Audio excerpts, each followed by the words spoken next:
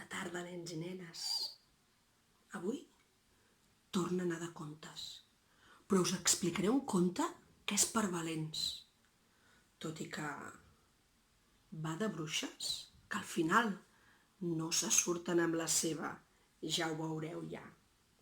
Avui us explicaré el conte de la bruixa Maloia.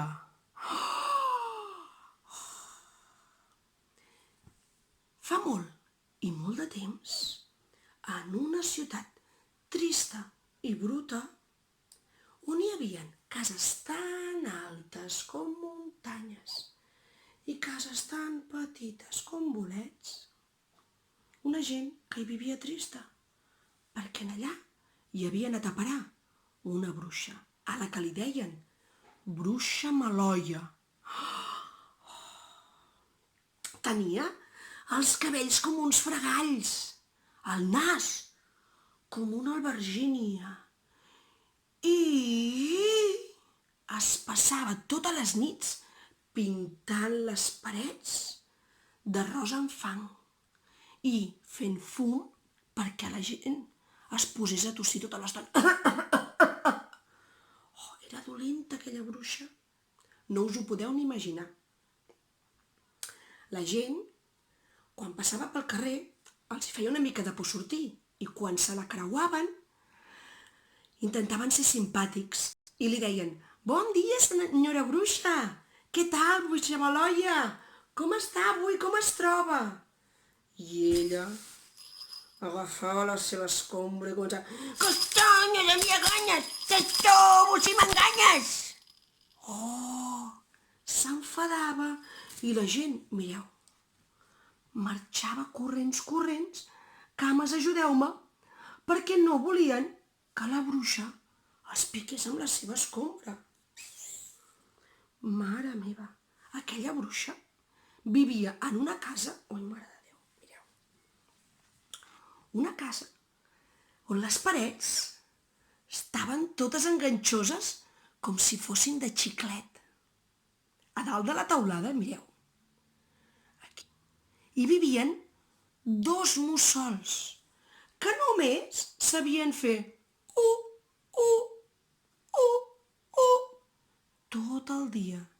I un gat que corria per dalt de la teulada que estava ben escaldat. Gairebé no li quedaven pèls. A la casa d'aquella bruixa, a més, al menjador hi havia un munt d'escombres que ja no servien ni per volar. Als passadissos hi tenia pastanagues plantades. A la seva habitació hi corrien els escarbats i els grits. I el pitjor de tot, a la taula del menjador hi tenia una olla així de grossa plena de sopa de ceba podrida. No us imagineu quina pudor que feia. Cada dia a la nit, ella agafava l'escombra i se n'anava per anar a espantar la gent que passejava pel parc. Un dels dies que se'n va anar, a casa seva, a fora, hi passejaven uns lladres que van veure la casa amb la porta mig oberta i es van pensar «Ara ja anirem a robar aquesta casa». Però quan hi van entrar van dir «Uf, no sé pas si podrem agafar cap cosa, d'aquesta casa. Que bruta que està, tot tirat per terra i en ple d'animals i ratolins. Ui, una família de ratolins vivint a la butaca. Saps què? Marxem, Paquito, marxem d'aquí, perquè aquesta casa no hi traurem per res». Però mentre estaven els lladres parlant per marxar, van sentir una veu de la cuina que cridava «Socors, ajudeu-me! Socors, soc l'Agnès! Obriu-me la porta de la cuina!» Hi havia algú tancat a dins de la cuina. A veure, van obrir la porta i en aquell moment, de dins de la cuina, va sortir una senyora.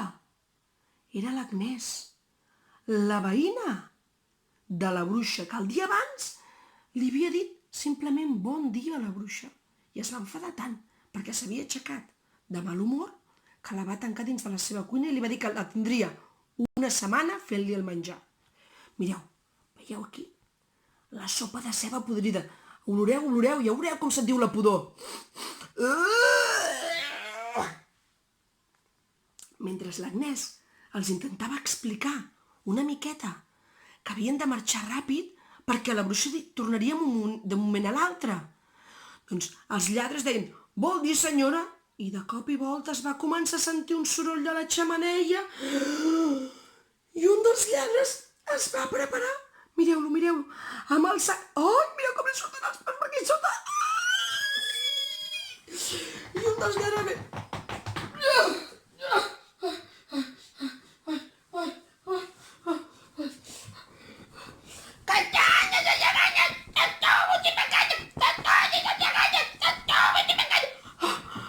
Sabeu què era això que hi havia dintre del sac?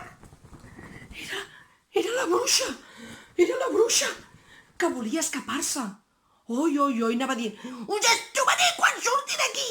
Oi, aquella bruixa dolenta. Oh, els lladres no volien deixar-la anar i l'Agnès tampoc. I van estar pensant de veure què farien. Passa, bruixa! Van parlar de llançar-la dins del riu. Però clar, l'Agnès va dir, home, pobra bruixa. Es farà mal, potser? No, busquem una altra cosa. Ja ho sé. Tirem la muntanya avall. Home, pobreta, se trencarà ossos. Diu, no. Farem una altra cosa. La farem netejar tot allò que ha fet malbé. Sí, sí, decidit. I van agafar el sac. Van agafar una escombra, un recollidor, un pot de detergent i uns fregalls. I li van dir, senyora bruixa, ja pots anar a netejar tot allò que has embrutat. Tu qui t'has pensat que ets per fer això en el nostre poble? I la bruixa Maloia, enfilada dalt de l'escala, anava fent... No m'agrada netejar. No m'agrada haver de fregar. Em canso de fer això. Ja ho veig que no està gaire bé. Ara ho he entès. I sí, rondinava per rondinava, però se'n va adonar que no es pot estar embrutant tot el dia i que el que convé és ajudar els altres, no enfadar-s'hi i fer-los coses dolentes. I des d'aquell dia, la ciutat, amb cases tan altes com muntanyes i cases tan baixetes com bolets, va ser la ciutat amb els cels més blaus i clars i les parets de les cases més netes. I tothom va ser molt feliç perquè la bruixa es va convertir en una bruixa bona i ajudava els altres i els veïns. I conta la història de la bruixa Maloia ja us he explicat. Adeu, preciosos!